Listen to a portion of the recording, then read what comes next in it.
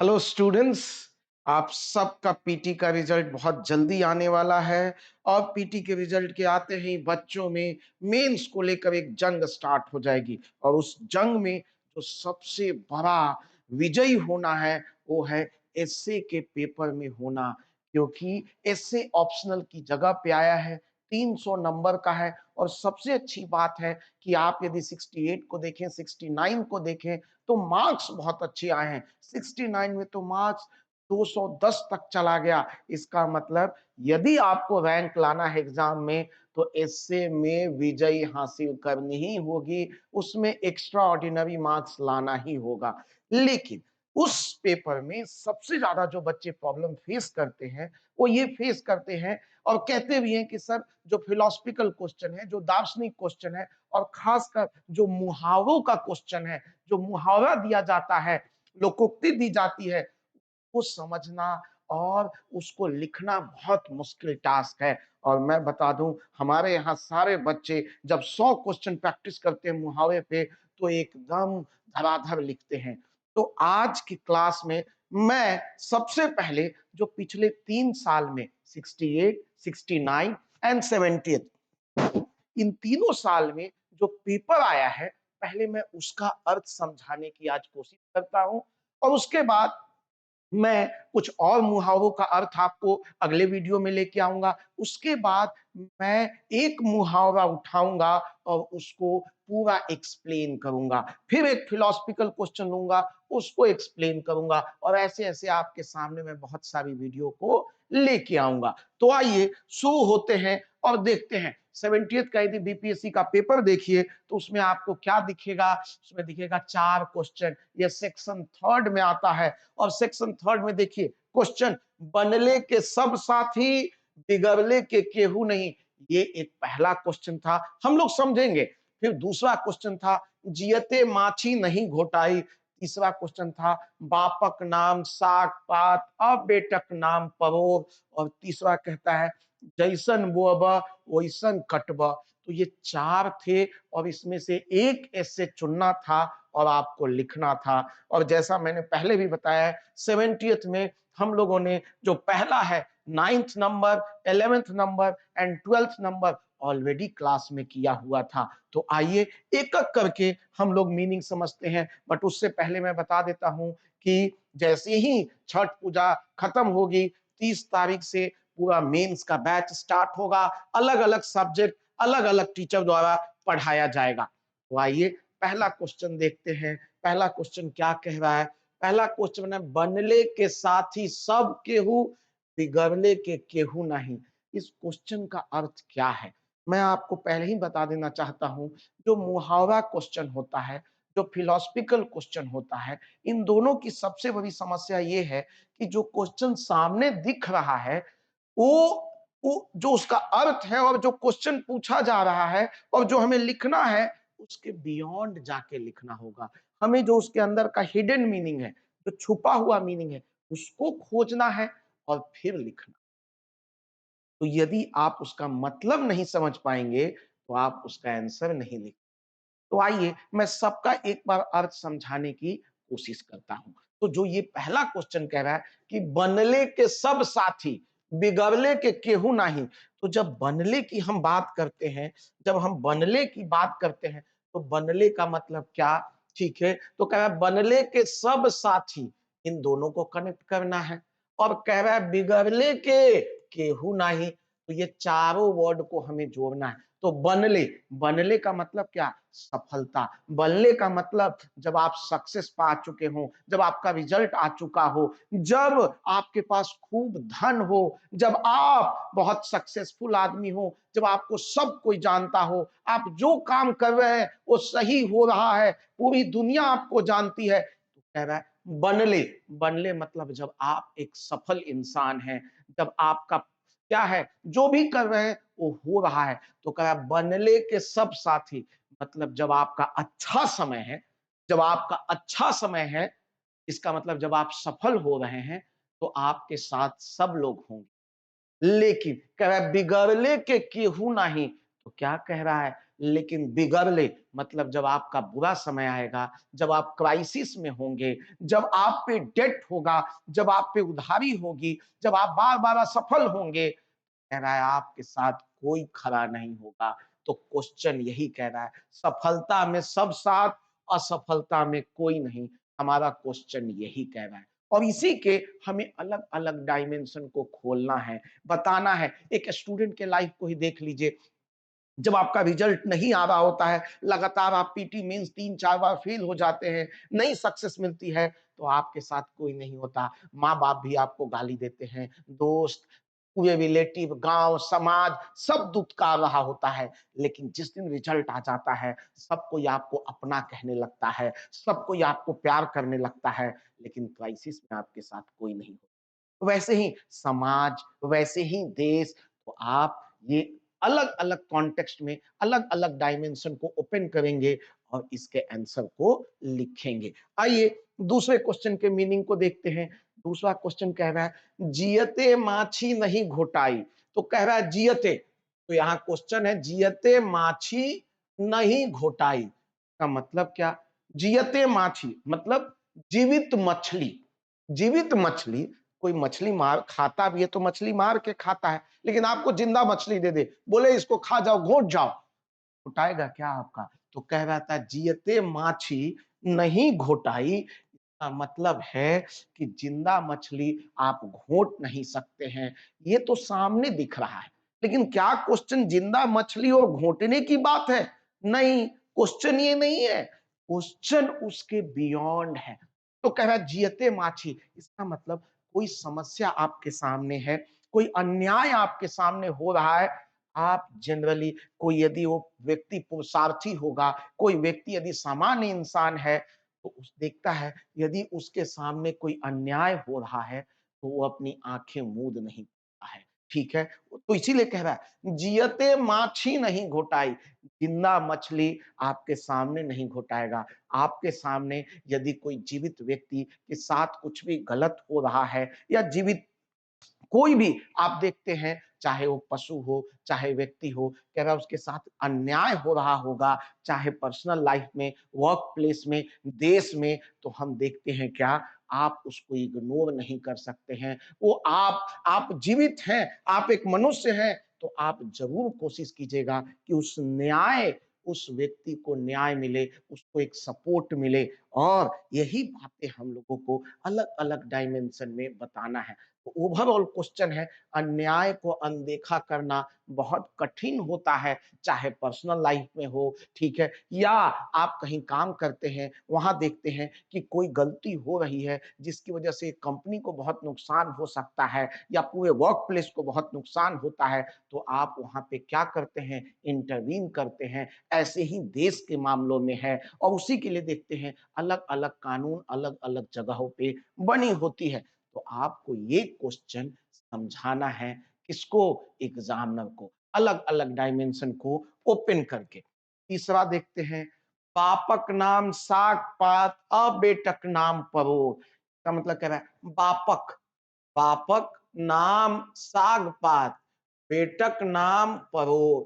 तो कह रहा है बाप का नाम है साग पात और बेटे का नाम है परोर। इसका मतलब जो बाप है, पिता, जो पिताजी है उनका सिंपल व्यक्ति है, साधारण है, एकदम शांत हैं, गाँव से आते हैं, गरीब हैं, किसान हैं, लेकिन जो बेटा है, उनके विपरीत क्या है? कह रहा उनका नाम परो, मतलब बाप सिंपल आदमी, लेकिन बेटे का नाम साग-पात मतलब बहुत सिंपल, ठीक है? एकदम सस्ता वेजिटेबल, लेकिन कह रहा है बेटे का नाम परो मतलब महँगा सब्जी। इसका मतलब पिताजी के लक्षण के जस्ट अपोजिट जो बेटा है, वो क्या है? वो साधारण नहीं दिख रहा है, जबकि आता साधारण फैमिली से है, लेकिन वो क्या कर रहा है? दिखावा कर रहा है। वो जिस तरह के कपड़ों को पहन रहा है, जिस तरह से खाना खा रहा है, जिस तरह से वो बात कर रहा है, वो अपने पिताजी के लक्षण के विपरीत है। इसका मतलब ओवरऑल ये कहना चाहता है इससे कि ये कह रहा है अपनी औकात से जब आप ज़्यादा दिखावा करते हैं, जो आप हैं नहीं, जो उसको बात करने की कोशिश करते हैं, तो लोग इसको कटाक्ष के रूप में यूज करते हैं। क्या? बापक नाम साग पात, बेटक नाम परोर।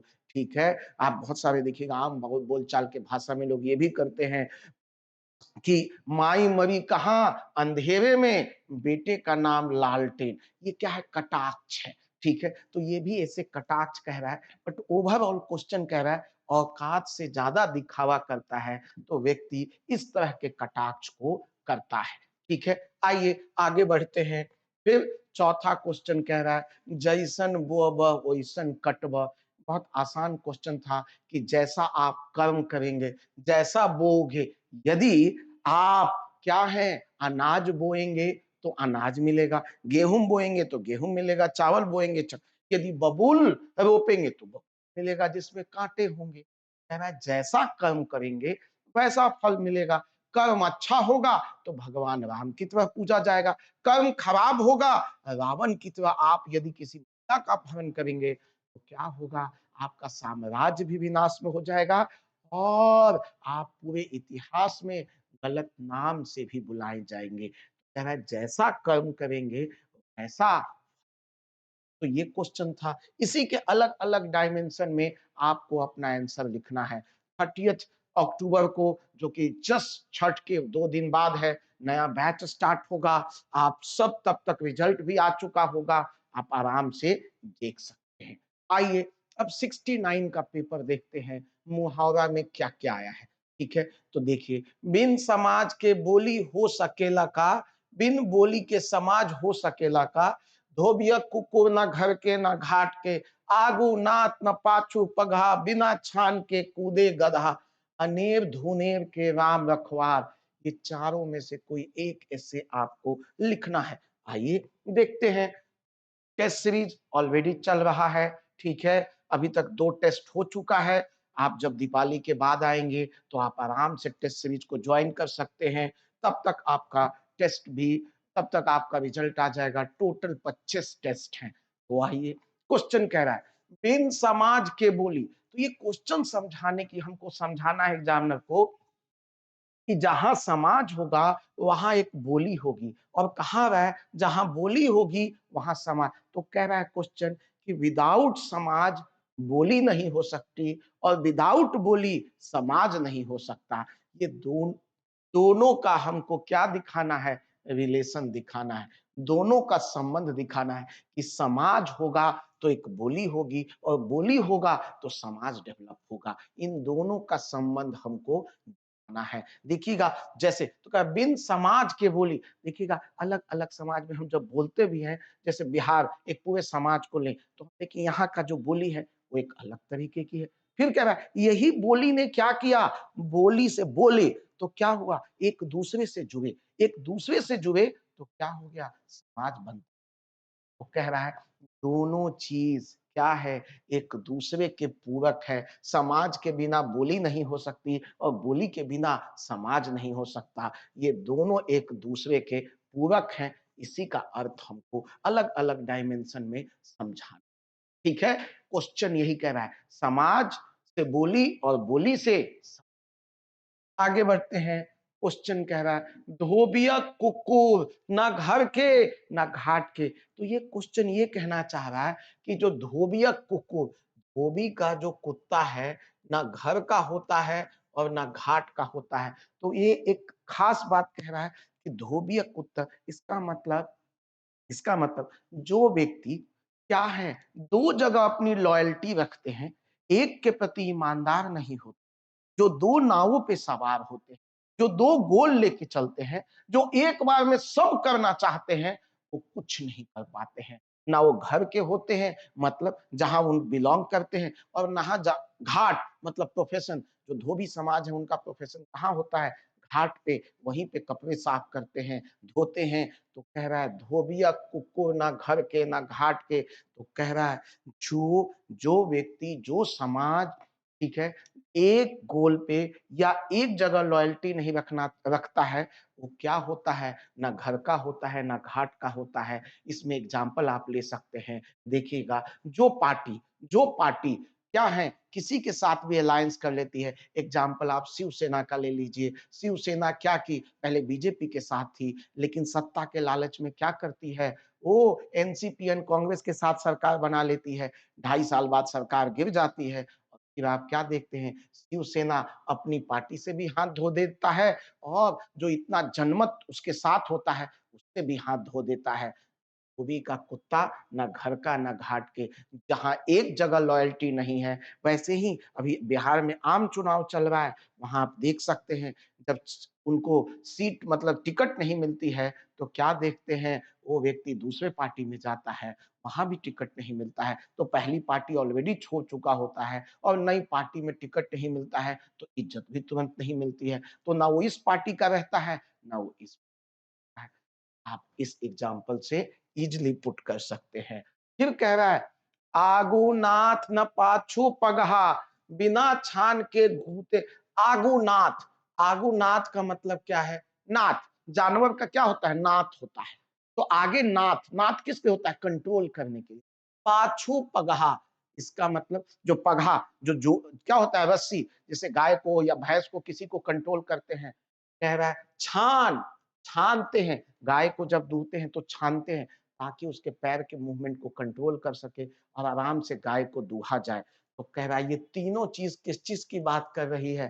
कंट्रोल की, लीडरशिप की, कोई सपोर्ट सिस्टम का। तो कह रहा है ये तीनों जब नहीं होगा, तो गधा का देख लीजिए नाथ भी नहीं होता है, उसमें पगहा भी नहीं होता है और उसको छानते भी नहीं है। तो कह रहा है जब तीनों काम नहीं करते हैं, तो गधे की तरह कूदते हैं। इसका मतलब है जो व्यक्ति जो व्यक्ति का कोई माँ-बाप नहीं है, कोई लीडरशिप नहीं है, कोई कंट्रोल करने वाला नहीं है, कोई देखने वाला नहीं है, वो व्यक्ति गधे की तरह इधर-उधर घूमता रहता है और वो क्या करता है, गलत डिसीज़न लेता रहता है और एक दिन असंगति में आकर अपना जीवन बर्बाद कर लेता है। लेकिन जिसके आगे-पीछे है, आप देखिए अपने घर एक दिन लेट जाइए, आपके मम्मी-पापा पूछेंगे, "बेटा क्यों लेट आए?" यदि आप सही जवाब नहीं देंगे, तो आपको बहुत डाँट पड़ेगी।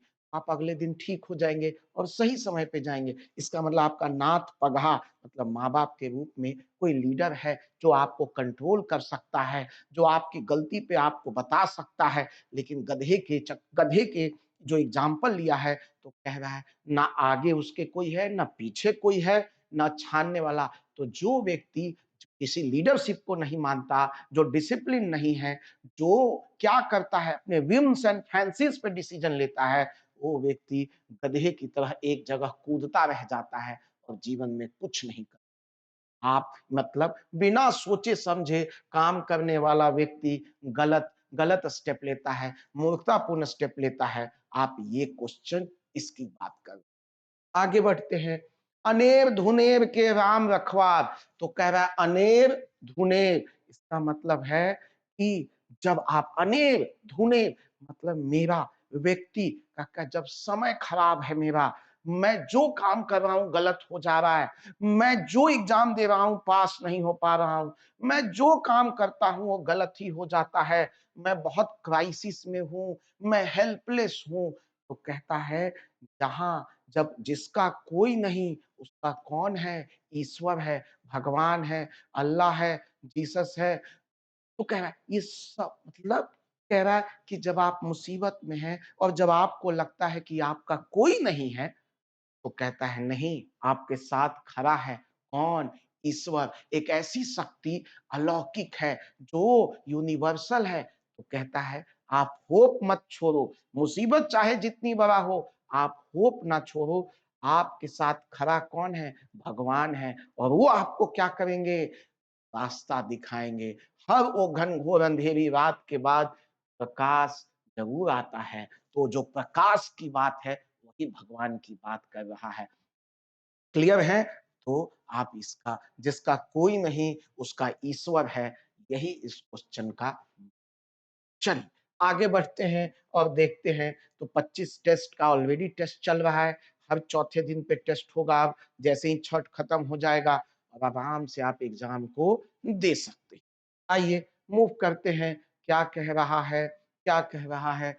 68 का पेपर है, कहता है धर्म के बिना विज्ञान नागर छै, विज्ञान के बिना धर्म आनर छै।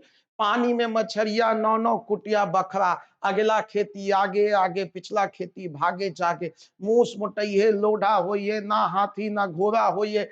हम लोगों ने क्लास में उस साल भी ये क्वेश्चन पक्का कराया था। ये क्वेश्चन, ये दोनों क्वेश्चन कराया था। 2 क्वेश्चन हम लोगों ने क्लास में किया था। तो आइए इसको देखते हैं क्या कह रहा है, ठीक है? एक-एक करके।